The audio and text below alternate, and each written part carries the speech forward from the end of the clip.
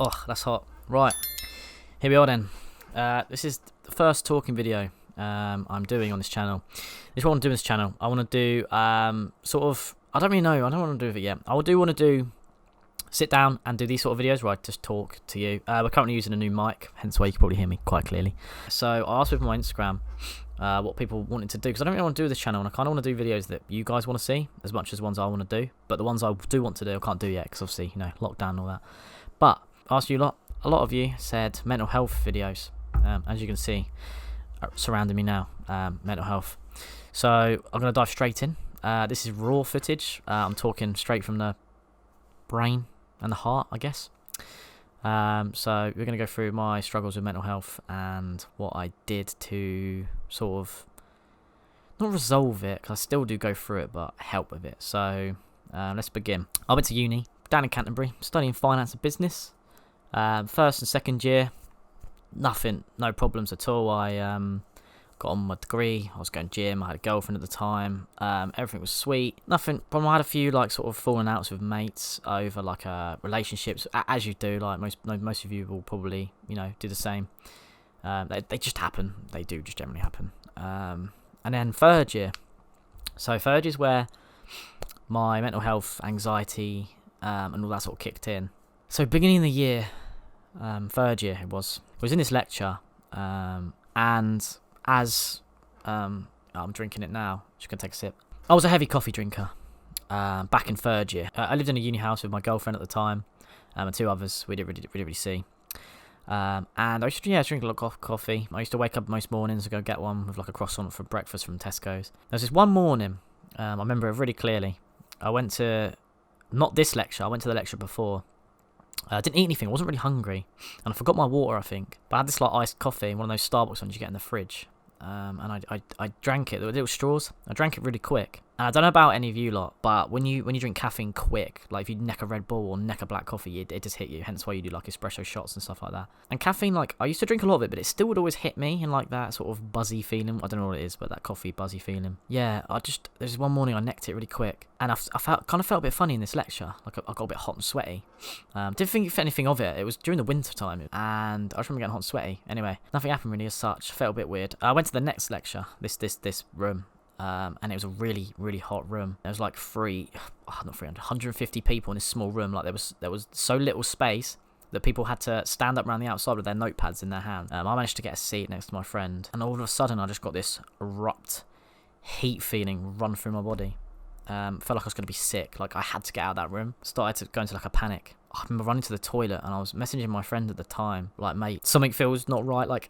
I feel hot, sweaty, I feel sick. I don't know what it is. Could be caffeine rush. And then I just built up this I couldn't go back to the room. My stuff was in there. I was I need to go back and get it. I don't know what to do. So anyway, I sat on this toilet for 10 minutes in this lecture. I thought, I've got to go back now, because if the longer I started to panic, the longer I left it, the more it was embarrassing. Because people were where the fuck's he gone for 10 minutes? He's left all his shit here. They're gonna think he's doing a. And I remember coming back to the classroom, and I thought, I'm gonna sit it out. By this point, I grabbed some water. From this fountain. I was just sitting there sipping water, just shaking. I was sat there on my phone, I couldn't concentrate. I was just please get me out of this. Anyway, got out of it. Once I got out, I just all of a sudden went back to normal. It was just this sheer panic of just because I was in an environment I wasn't comfortable with, with these people surrounding me and all that. Honestly, I felt horrible. And I remember going back to my house, speaking to my ex-girlfriend about it, and she just sort of said, I hope you're okay. Probably was nothing. Anyway, it got to the point where the next week that lecture came, and I almost couldn't go to the lectures because I had this anxiety feeling where if I go to every lecture, once if it happens again, it then happened again. Not as bad, and I cut caffeine out at this point. I thought, right, let's just stop with the caffeine, because I was getting really bad. I was drinking coffee in the morning and Monsters before the gym, so I was having 2 caffeine drinks in the space of 4 hours, which is not good. Considering I drink black coffee as well, it's strong stuff. Yeah, it got to the point where every lecture I was worrying. And then it got to the point where every lecture, whether it was a finance, a business, marketing, any lecture I thought was having a panic attack. And it got to the point where I started bunking lectures. I used to sit up in my house, doing them online. And just built up this horrible anxiety feeling. And then it got to the point where I'd walk around Tesco's doing my weekly shop. And I thought, fuck, once I have one of these panic attacks again, I might have another one. It just got to the point where any situation I was in, where I went to a friend's house for dinner. We used to go out a lot for dinner. I built up this anxiety all from this one coffee in a lecture. It affected my relationship quite badly, really, because I couldn't do normal stuff. Like, she'd be like, oh, we're going to a golf event with my family. And I was like, I can't. What if I have a panic attack in the middle? Like, it's embarrassing if I suddenly need to be sick or whatever. Because it got to the point where I have a fear of being sick anyway. It got to the point where I thought, what if I'm sick in these situations? So I stopped so much stuff. I got to the point where I was sat in my room playing Fortnite at the time with my friends at the weekends because I couldn't go outside. I literally, even walk into the shops, I'm like, well, I need to go out to get some food. Once I have one in the middle of shops, I used to walk into the shop like sweating, like rushing around as quick as possible to just, I don't know. It was a horrible experience. Yeah, carried on going, and then we tried to go out for dinner and stuff, and I just couldn't. Like, I'll go out for dinner and get this sudden food block, which I try and explain to people. Not people know this. It's called like food block, I think, or food anxiety, where you go out for a meal, you're sitting there chilling, you're normal, and as soon as the food hits the table, you just suddenly get this like sweat on, and you're not hungry anymore, and you just see this whole plate of like food, and you thought, fuck, I can't eat. Like, it's the thought that if I don't eat this food, it's embarrassing, you know? People are going to be like, why is he not eating it? And that's the thought. So I couldn't go out for dinner. I couldn't socialise. I got my head in such a mess that I just couldn't go out, and it messed with my head. And it got to the point where I was like, I wouldn't say I got depressed, but that side of things started to take a turn, because I was like, once I never go out again. Like, I can't go see my friends. I can't go out for dinner. I can't go see her family. I can't see my friend's family. Like, honestly, it got to the point where I was sat in my bedroom at uni playing Fortnite because that's the only thing I could do. Anyway, this went on throughout the whole of third year. Towards the end, I come home, and I was still battling it.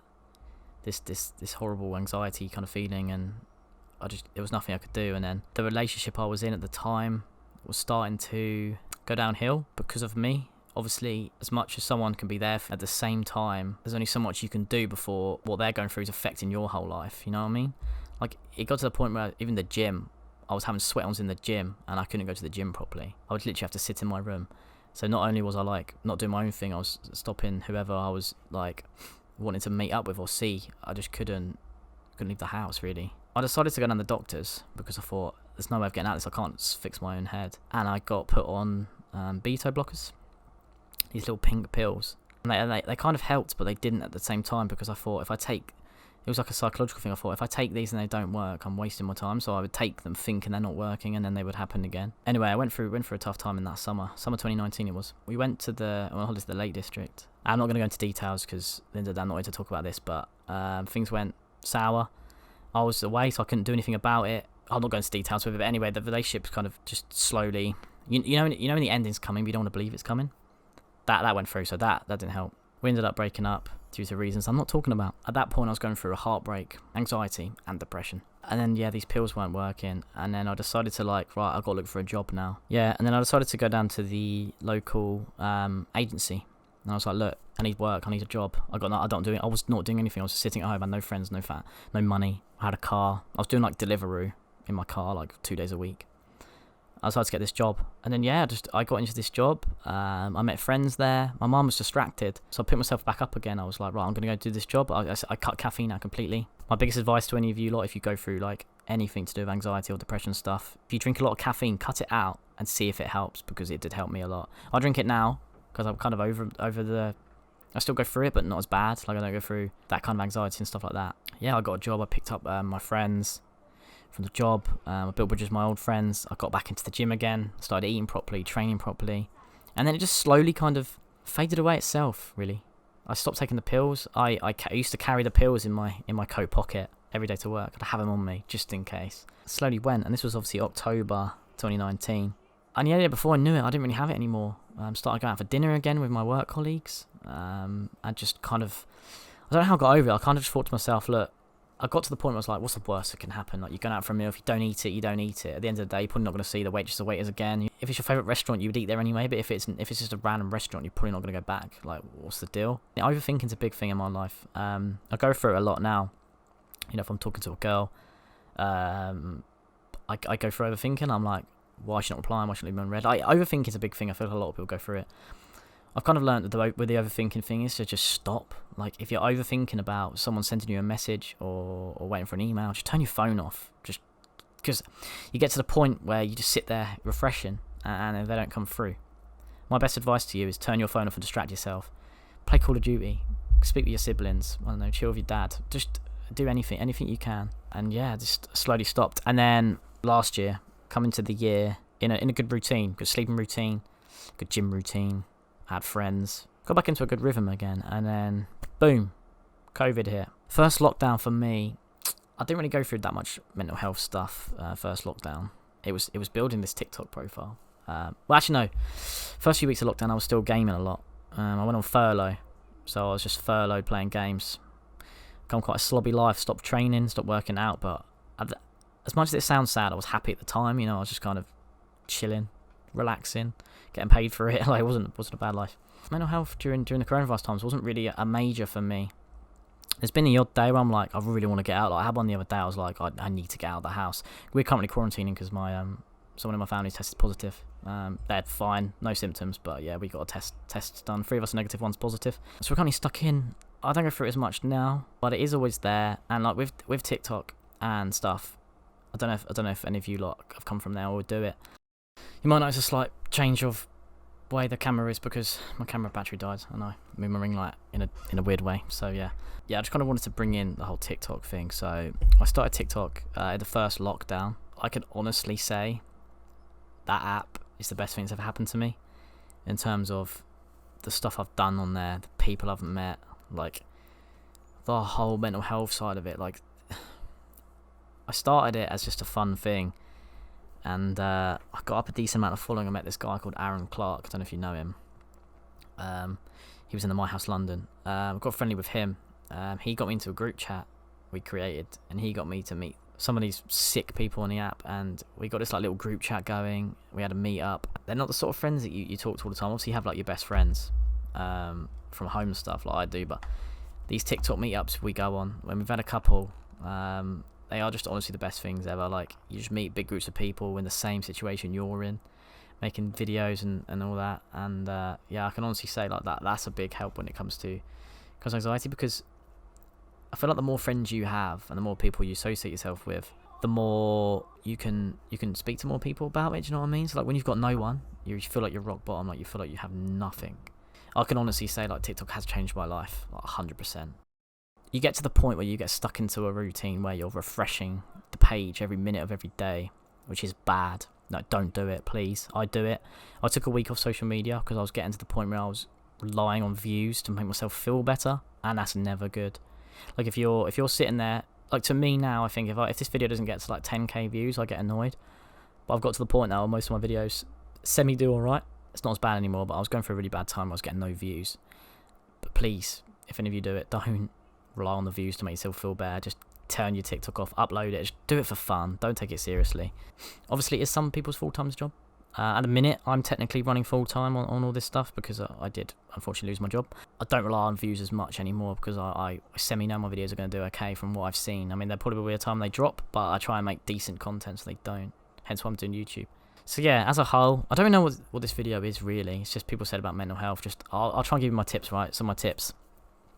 Don't overthink about anything. If you're the same as me and you worry about people leaving you on red or opened, don't. Just leave it. Honestly, it will come to you. If they leave you on red, it's their loss, really. With anxiety and stuff, don't worry about it.